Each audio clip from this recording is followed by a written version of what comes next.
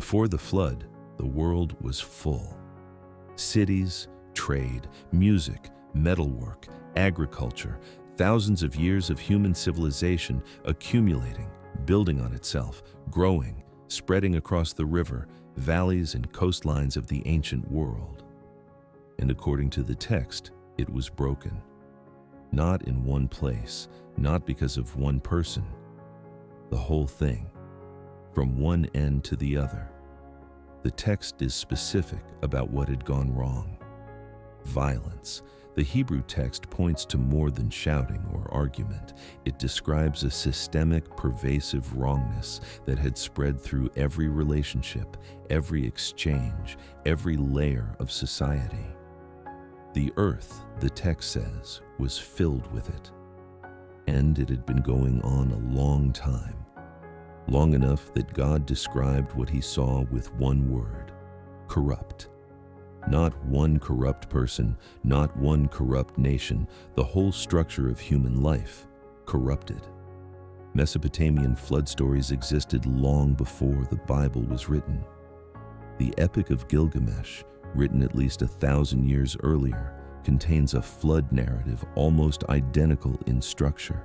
A hero, a boat, animals, a dove released, a mountain where the boat lands. Scholars debate what this means. A shared source, a real event, a cultural memory so old it predates the division of languages. What both traditions agree on is this: the world before the flood was a world that had reached a point of no return. Into this world, a man named Noah. The text calls him righteous, blameless among his generation. He walked with God. 3 qualities, in a world where the text says no one else did. What that looked like in practice, we don't know. He wasn't a monk or a prophet. He was a farmer. He grew things. He lived in the world.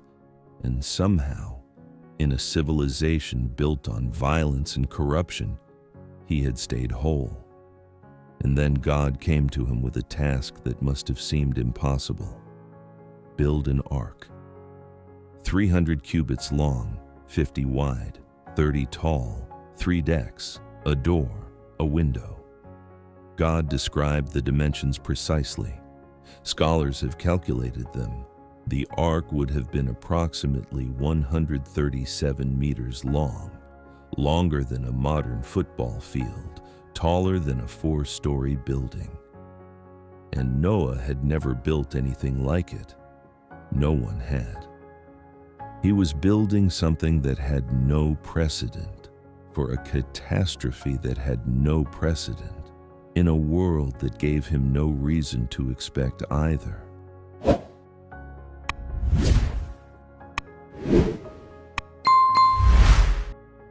The text does not record how long Noah built. Jewish tradition says 120 years, others say 70. The number matters less than the image: an old man building an enormous wooden structure in a world that had no rivers wide enough to float it, no sea visible from where he stood. His neighbors watched. Some traditions say they mocked. The text says nothing about their response, only that when the work was done, God closed the door. Noah did not close it. God did. There is a detail in Genesis 6 that most people miss. God tells Noah, "I am bringing a flood." But the reason he gives is precise: "I am grieved." The Hebrew word used is naram. It implies emotional pain, something close to regret. God does not describe the flood with satisfaction or anger. He describes it with grief.